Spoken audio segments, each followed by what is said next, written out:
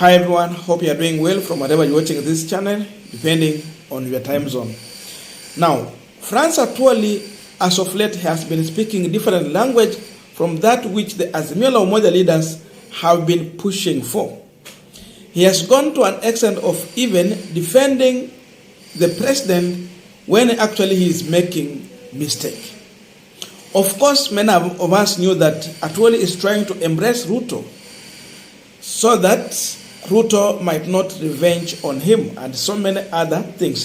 By the way, there's some noise coming from this side. Kuna watu wanafanya construction, so I'm sorry for that. And because we're running out of time, we just have to do this. So finally today, Atwoli, together with the other leaders from Western region, met with the William Samoei Ruto at Statehouse in Nairobi. Kwa hivyo kwa ufupi tu tuseme kwamba Atwoli ameenda. Huyo ashaenda hivyo. And if you check that photo closely, you will see we have Musalia Mudavadi, of course the Prime Cabinet Secretary. We have Moses Masika Wetangula, the Speaker of the National Assembly. These are currently the face of Western region leaders in this government. Before Atwoli meeting with Ruto today, we all are aware that Atwoli had another meeting with Musalia Mudavadi some few weeks ago. I think it is almost a month ago. So after that, this is the first meeting. He is now sitting with the meeting with the president. But again, there are so many things that Atwoli talked about Wetangula. I don't know if actually he had met earlier with Wetangula on one-on-one, the way he met with Musalia Mudavadi. But now we are seeing that he is finally even meeting with Wetangula. Now, other leaders who are in this photo, you can see the former Kakamega Senator Malala is there. You can see the Deputy President Rigathi Gachagua, of course, the only face from Mount Kenya region. The rest are Luhya leaders. Then we have Wangwe. Emmanuel Wangwe has been elected on ODM ticket. Then we have Boni Khalwala, of course, we on UDA. And then we have Bishop Titus Kamala, the Lurambe Member of Parliament, of course. He was elected on ODM ticket. And then we have Rashida Chesa. And then we also have the former Member of Parliament of Mias East, Benjamin Washali. Then this other guy here. So these are the leaders. I can tell you there are about 2 leaders here elected on ODM ticket, but finally they have accompanied Atwoli and the team to State House. So that is the current situation. You can see Atwoli in a photo, in another photo with the president. Then we have Mudavadi and we have Wetangula. Atwoli hapo pia. So that one already is a political statement they're trying to send. And in another last photo, there's Atwoli and the president. Ruto is a very happy man, always trying to smile, and that is the situation. All of these photos, they are political, they have a political message, you can see. So Atwoli, in the first place, is showing a reunion with William Ruto, a man he opposed to the last minute. Another photo we can see, Luhya leaders with Atwoli, people he had opposed. He dismissed Musalia Mudavadi, he dismissed Wetangula so badly. He said he will be on ground, and of course he went further to decampaign them on ground. And yes, it worked, but now they are here in the same photo with Atwoli. So that one also is another reunion of Atwoli with the Musalia and the Wetangula. That is the current political situation in this country. Why are we talking about Atwoli? Atwoli was not vying for any political seat. But Atwoli, in the previous election, he played a critical role in Azimio la Umoja politics. By the time we discovered that Musalia Mudavadi has finally decamped from Raila to William Ruto, it was for the first time Atwoli involved himself in campaigns actively.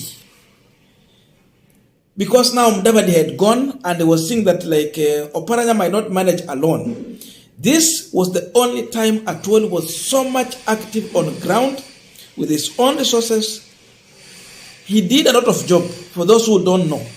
Even the members of parliament who decamped from ANC party to ODM party, it was the work of Francis Atwoli. For those who remember, even at the last meeting, Ayub Sabola had with Musalia Mudavadi in Vihiga during the Maragoli cultural event. Sabola moved to Francis Atwoli home that night. There was a discussion. Photos were shared. Then other leaders in ANC party, they were there.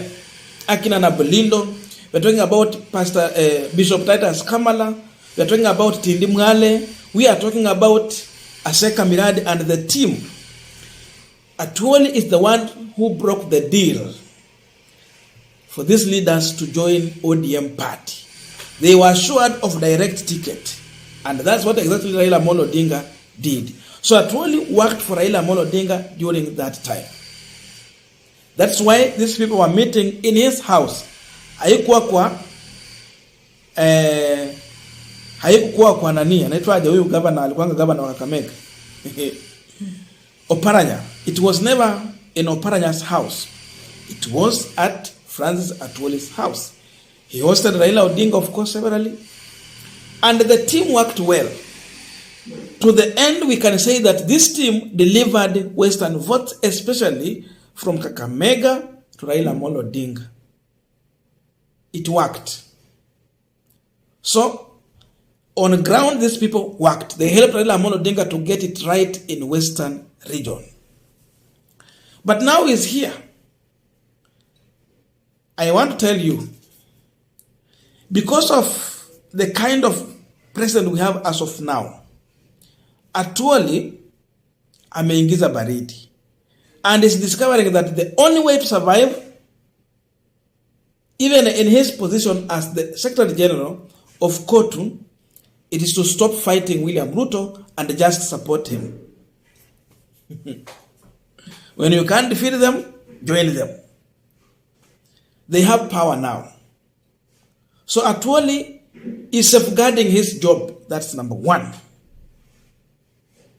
He don't want Ruto to fight him, dragging him through the courts, the cases. He don't want those things to happen.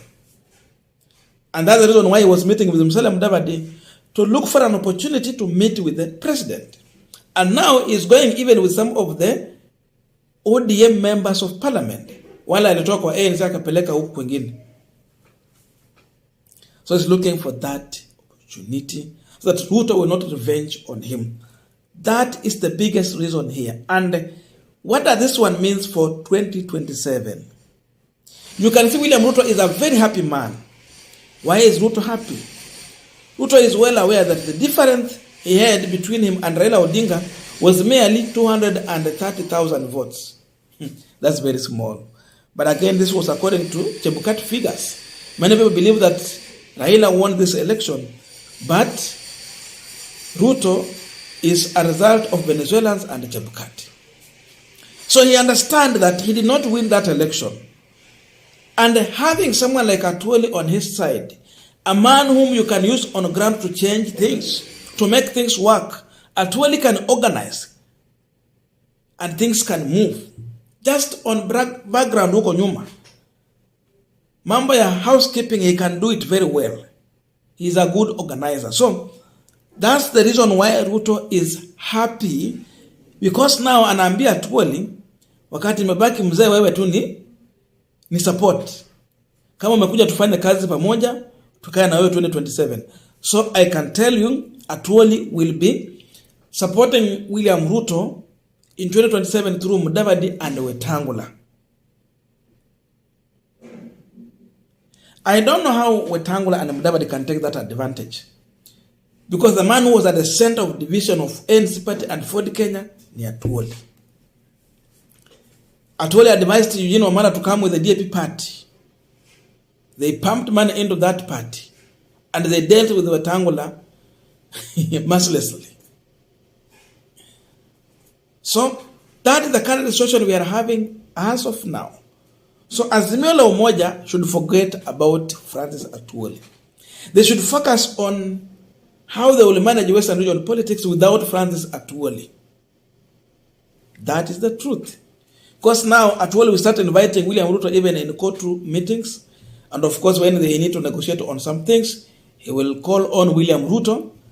And that's how they are going to work. Just the way he was doing in 2013 after Uhuru Kenyatta took over power. So that is the behavior of Atwoli. Don't treat this thing as a new thing. He has once done it. So Raila should strategize on how he will manage Western region politics without Atwoli, without Wetangula, and without Musalia Mudavadi. Ako na Oparanya. So he should make sure that he's staying with Oparanya and then deploy his machinery on ground to make sure that he also get it right. Because as of now, ODM is popular in Western. It has the majority numbers of parliament in the same Western region. So he's on better place. But again, mambo ya poaching is already happening. Why is ODM members of parliament going to Statehouse? Why are they meeting with the Mudavadi? So you can see where they are heading to. Of course, everyone would want to have development on their jurisdictions. So they are being coerced to go into that side. And so wataambiwa chukueni ticket ya UDA ama ya ANC ama ya Ford Kenya in that way. So that is the current situation we are having as of now.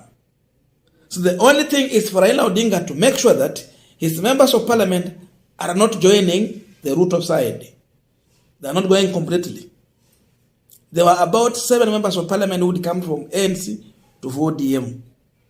So they should not go back. It will depend on how he'll work with them. Of course, we have those who are saying that, oh, there's no any leadership in the house that was given to anyone from Western region. It is true also, but I don't know why ODM did not consider this. And for your information, it will be the first time in 2027 for Raila Odinga to go on ballot without some of these leaders from Western. Because in 2013, when he did not have Musalia Mudavadi, he had Wetangula. In 2017, he managed to have Musalia Mudavadi and Wetangula. They won that election clean. Lakini wakanyang'anywa tu. In 2022, he had now Francis Atwoli, who was the mastermind on ground, and he got it right. Maybe he will reinvent another person to help him in the next election. So you cannot tell Raila, you can't calculate him. He can come in with another new person, groom the person, and then, of course, use the same person to get what he wants from Western. That can still happen. I don't know your views, but that's my view. Let us meet in the comment section.